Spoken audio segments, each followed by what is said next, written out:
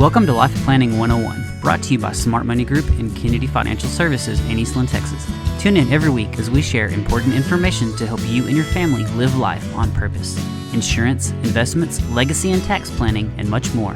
All covered now on Life Planning 101. Welcome to Life Planning 101. My name is Angela Robinson with Smart Money Group and Kennedy Financial Services right here in Eastland, Texas. Big city. Da-da-da-da-da-da-da. James Bond, 007. Man, nothing like a good James Bond movie. I can actually be found binge watching these if you have a rainy, cold day, anything like that. Just wishing my kids were old enough because, you know, the content's sometimes a little washy, but gosh, they're just really good action movies. There's no doubt. And really good music and really good titles. Hence, our title for the show today, No Time to Die. Now, we're not going to sit here and talk spy movies all day, but we are going to talk about death. Same thing, right? No. The truth is, ironically, we live in a day and age that this title rings true. There's no time to die. After all, there's no time to do really any of the things that we even want to do or things that we need to do, much less not do it all because we're not here, right? There seems to be so many obligations and things that need our immediate attention. I know, myself and we're in this phase of life that we're raising our kids, running a business, trying to keep some kind of, I call it sanity with the work-life balance. And then you have this, I keep hearing from my coaches, this platinum free time that you need to have that's just for you, right? And in addition to make sure you're taking care of your husband and your relationship there and your friendships and all these other things. And it gets to be like, oh my gosh, things just go in a whirlwind. And then you add the complexity to that. And I found this fascinating here recently about a study of how much time that we actually spend on our cell phones. And if you look, I'm sure you get your little weekly screen time report. And I challenge you to take that time that you get on your little screen time report and multiply that by 52 and see how many hours in a year. Well, I guess it shows you average hour today or a day. So you do your hours, you can multiply by 365, but see how much time that you're actually spending as screen time on your phone. And we ask ourselves, where does our time go? And I think that's a good reminder. And this is not what the show is about today. So this is just totally a value add. But it's a good reminder of the fact that maybe our priorities are just a little out of whack when we appear to have no time. Are we actually sitting there scrolling on X or Facebook, or what are we doing with our time? And it's a choice. Right? We've always had the choice since the beginning of time. We were given this thing called free will, and we get to wake up each day and determine what we're going to do with our day and how we're going to build our life and what obligations we're going to build into our life. And I want to repeat that.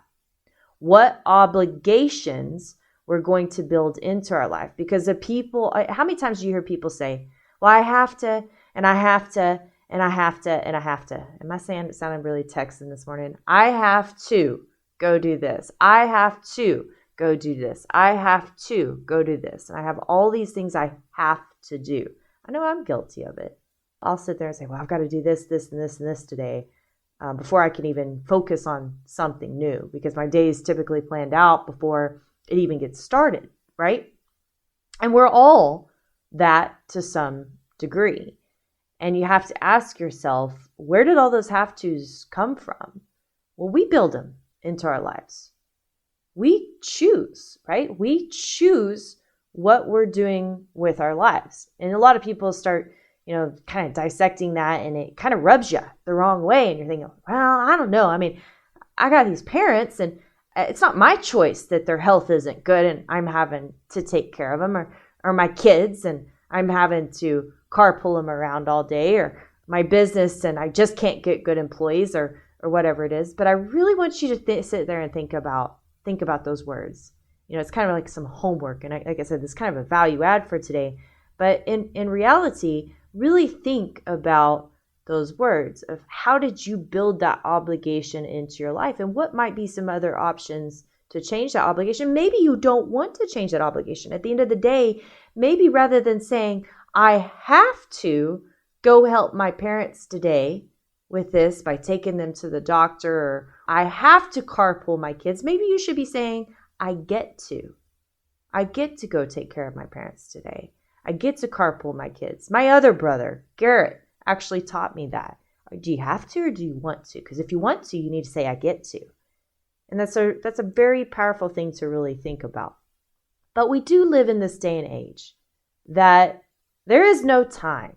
There is no time for anything. How many times do you hear people say, if you ask 10 people, so how have you been? Oh, busy.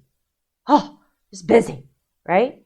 And that's the response from a lot of people. And it's our culture. I mean, I think we did a show here not too long ago where we actually pulled up all these other countries and how crazy they think we are as Americans because of how busy we keep ourselves and we never really stop. And there's so much truth to that. And I mean, I could do show after show after show on just simplifying our lives. And maybe I do this vicariously because I need to slow down mine some. But, the reality is we can all say that we're busy all of the time. But here's the deal. Have you ever stopped to ask yourself why it is that way? Why do you build a life that keeps you so busy? Going back to those have-tos, wouldn't it be better to be able to take care of the things you really want to, spend your time with the people and in the places that you want to be, and at the end of the day, not be exhausted, right? Still full of love, still full of joy. We're here to serve. We're here to be servants. That's how we're built. And if you haven't figured that out yet, I figured that out, number one. But when you serve other people, there is no greater fulfillment in your heart, in your mind, in your soul, in your body. It is truly a medicine to serve. And if you're waking up with an attitude of gratitude and servitude every single day and being able to go out there and do that, that's a beautiful thing. But if you're not, you need to be asking yourself, why have I built my life the way that I want to build it? Well, ironically, there's a rebuttal straight from this 007 movie that we're talking about, No Time to Die. And it's when Bond says to the villain, he says, look, history isn't very kind to those who play God. And you may be saying, what? That's not what I'm doing. I'm not a villain. I'm not playing God. But are you? Are you playing God? If you're choosing to build your life around all these other things rather than building your life around that servitude and that joy and being able to take care of the things that you really want to do. I mean, after all, you're given a gift of these passions inside your heart. Are you actually following those passions? Or have you built this life that you're a slave to? Now, I feel like I'm going off on a little tangent here because this is not the intention of the show today. The intention of the show is really to tell you a story, which I'm going to do after the break, about a young couple that really had no time to die. So when we come back on Life Planning 101, we're going to do just that.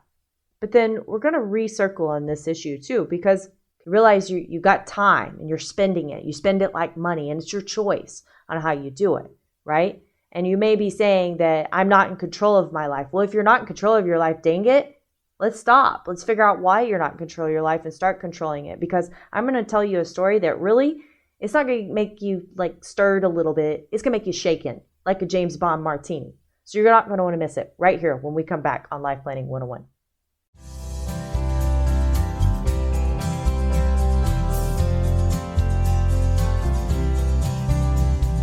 Welcome back to Life Planning 101. My name is Angela Robinson with Kennedy Financial Services and Smart Money Group out of Eastland, Texas. Be sure to visit us online, www.kennedy-financial.com. You can sign up for our weekly Life Lessons newsletter.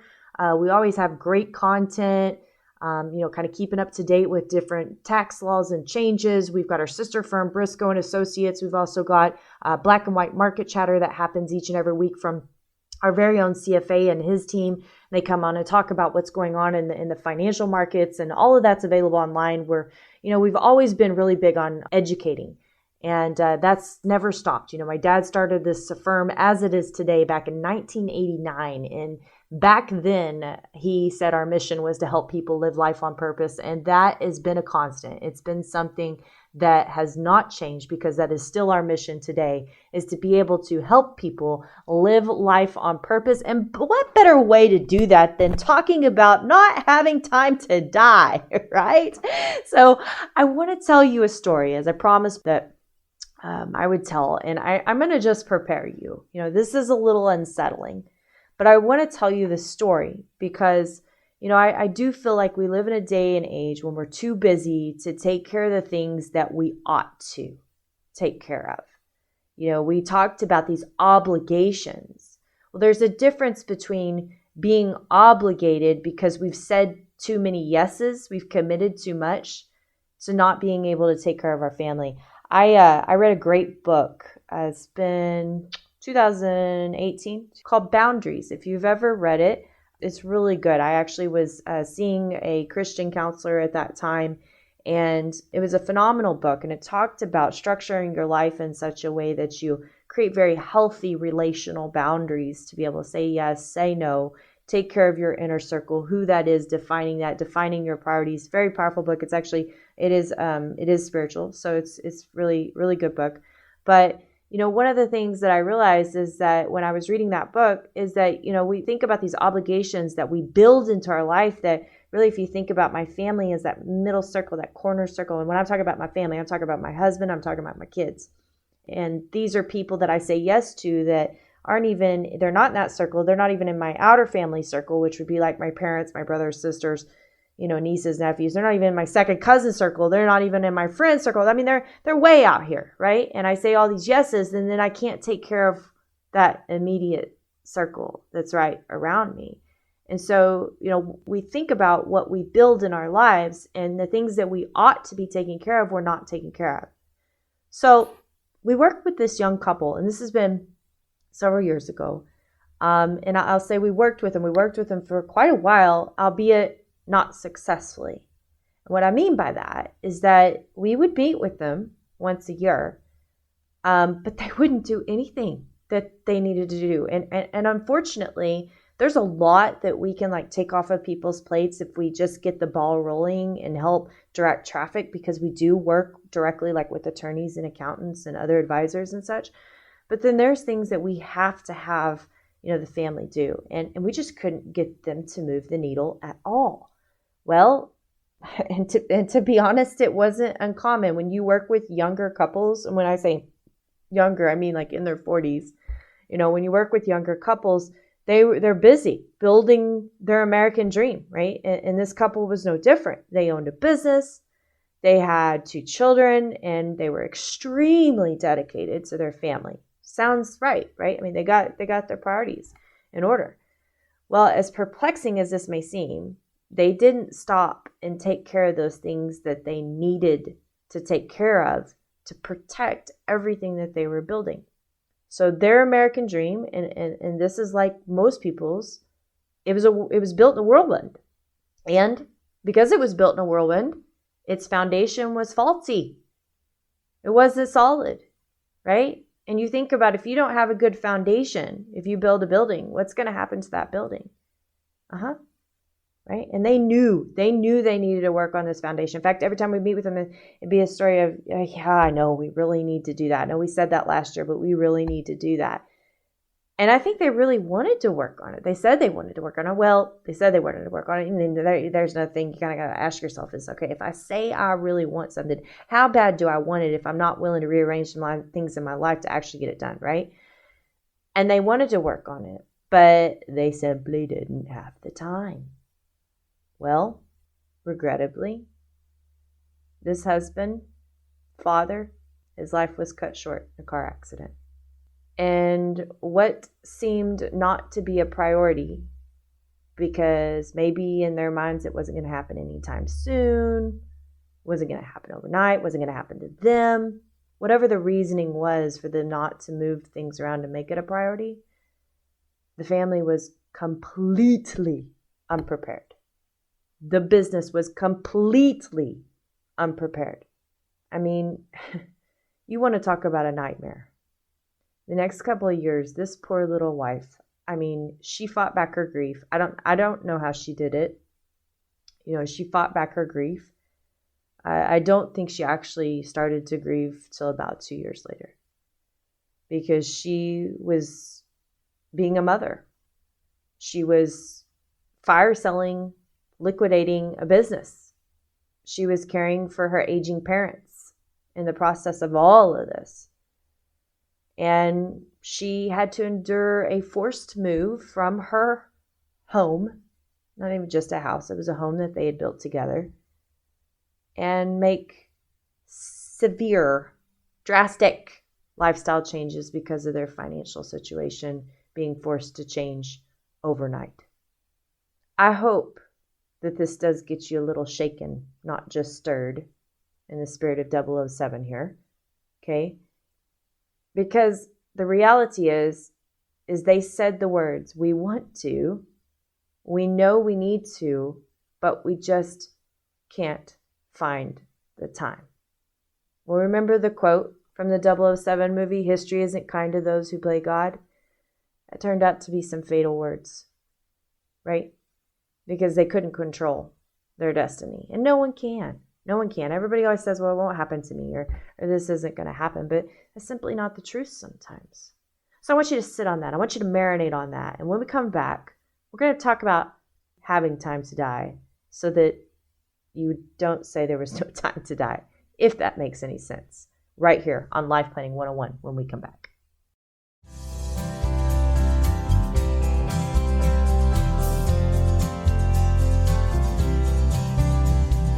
Welcome back to Life Planning 101. My name is Angela Robinson with Smart Money Group and Kennedy Financial Services, and we're talking about no time to die. Da-da-da-da, da-da-da. I really feel like I needed some of that music today. But yes, I wish we were talking about James Bond. Unfortunately, if you missed the story from the last segment, you really need to go back and hear it, because it's about a young couple that didn't have time for anything, much less dying. But when death did come too soon, it caused a complete change, complete uproar in their lives. And, I think people think that, they Google, like I Googled, I said, planning to die. If you Google this thing, I mean, it's crazy what comes up. Number one, there's all these suicide things. Number two is, you're talking like end of life checklists and your documents, and all of this is really important. And don't get me wrong, especially, if I'm dealing with an older couple, we would certainly be going through this, but younger people look at that and they go, oh gosh, how depressing is this, right? And really, that's the least of it. Yes, the documents are extremely important. We have shows over why they're important and how you need to set all of that up, but you also need to be thinking about just the reality. If something happened to me today, is my family going to be taken care of? Is my wife okay? Are my kids okay? Is my business okay?